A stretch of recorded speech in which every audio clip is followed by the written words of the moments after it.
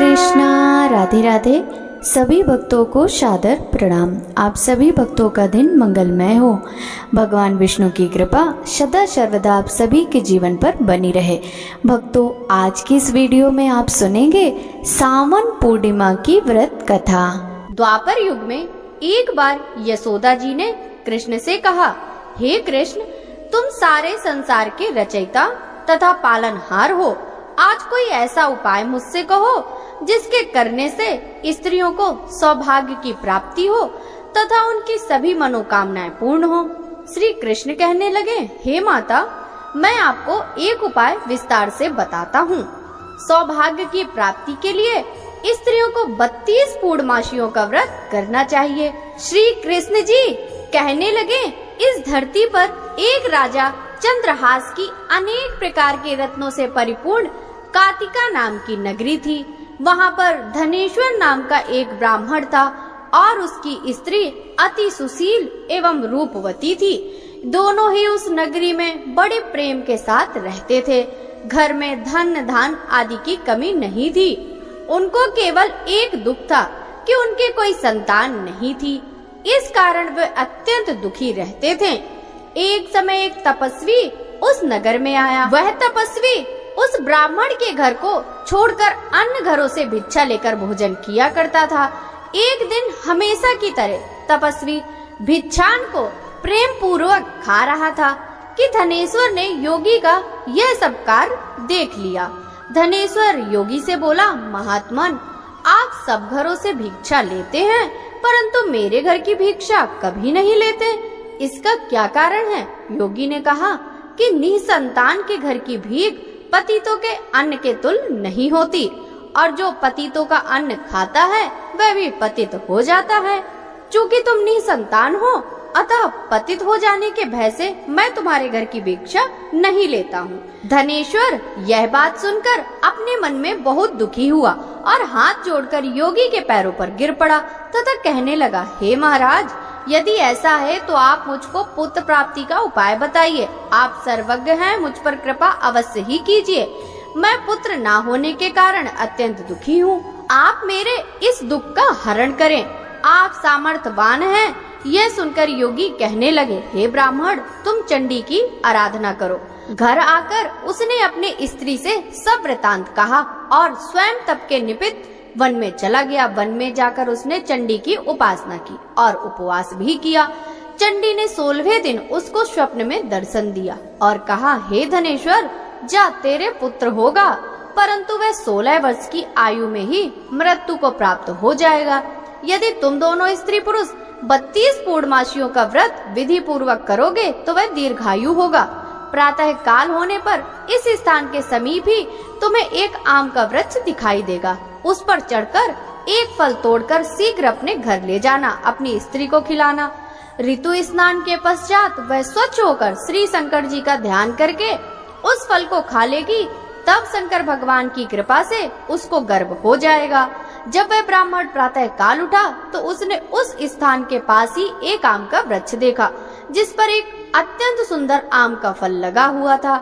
धनेश्वर वृक्ष पर चढ़ गया और उसने एक अति सुंदर आम का फल देखा। ब्राह्मण ने जल्दी से उस फल को तोड़कर अपनी स्त्री को लाकर दिया और उसकी स्त्री ने अपने पति के कथनानुसार उस फल को खा लिया और वह गर्भवती हो गई। देवी जी की असीम कृपा से उसे एक अत्यंत सुंदर पुत्र उत्पन्न हुआ जिसका नाम उन्होंने देवी दास रखा। माता पिता के हर्ष के साथ वह बालक बढ़ने लगा। भवानी की कृपा से वह बालक बहुत ही सुंदर, सुशील और पढ़ने में बहुत ही निपुण हो गया।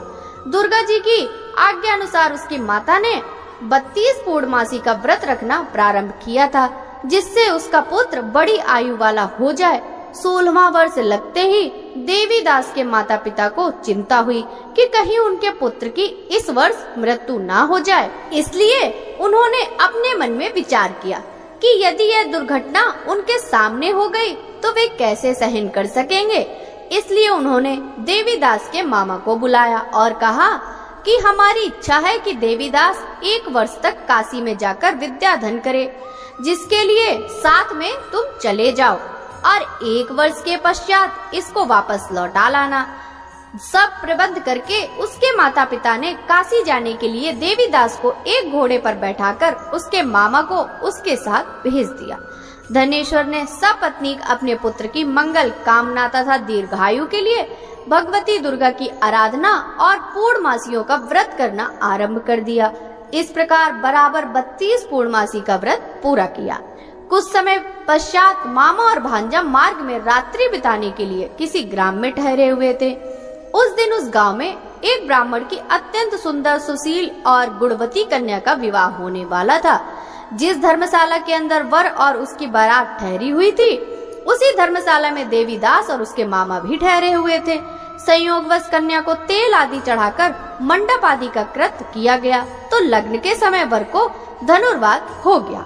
अस्तु वर के पिता ने अपने कुटुंबियों से परामर्श करके निश्चय किया कि यह देवीदास मेरे पुत्र जैसा ही सुंदर है, मैं इसके साथ ही लग्न करा दूं और बाद में विवाह के अन्य कार्य मेरे लड़के के साथ हो जाएंगे।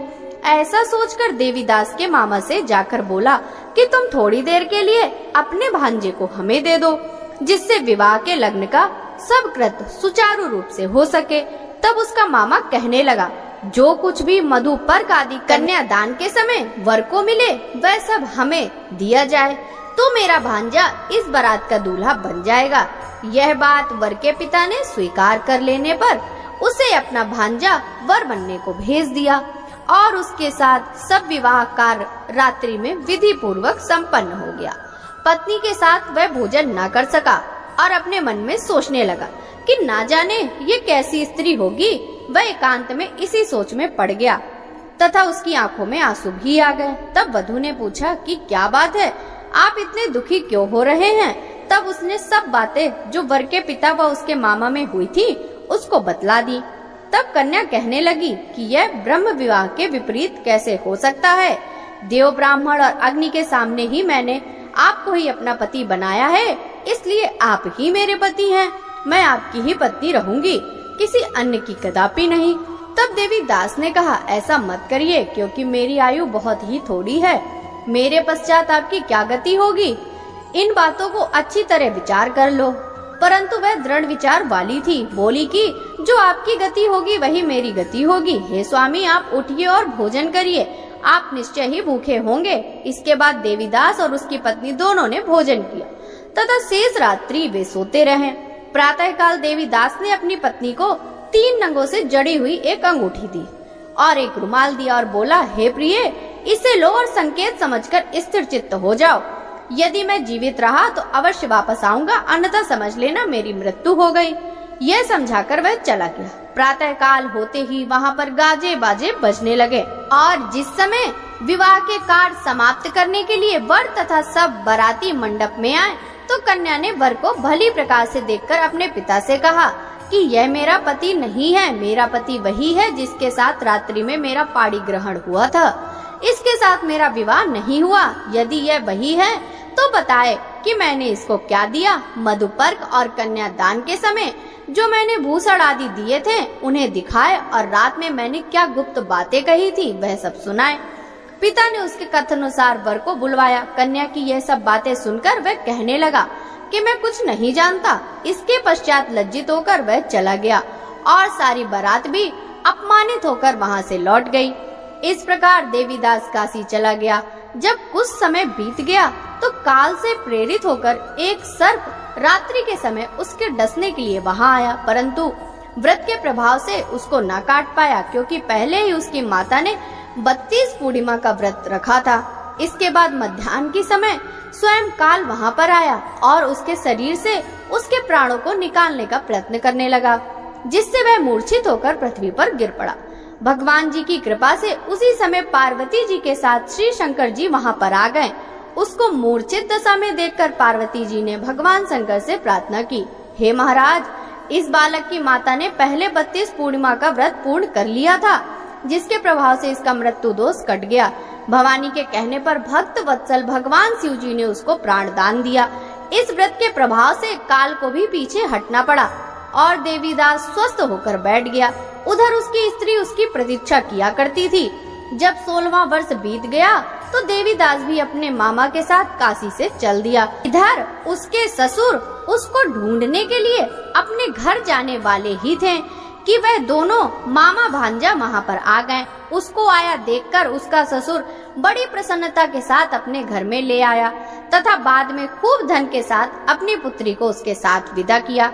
श्री कृष्ण जी कहने लगे, इस प्रकार धनेश्वर 32 पूर्णिमाओं के व्रत के प्रभाव से पुत्रवान हो गया। जो भी स्त्रियां इस व्रत को करती हैं, वे जन्म जन्मांतर से वैधत्व का दुख नहीं भोगती और सदैव सौभाग्यवती रहती हैं। यह मेरा वचन है, इसमें कोई संदेह नहीं है। यह व्रत पुत्र पौत्रों को देने वाला तथा संपूर्ण मनोकामनाओं को पूर्ण करने वाला है।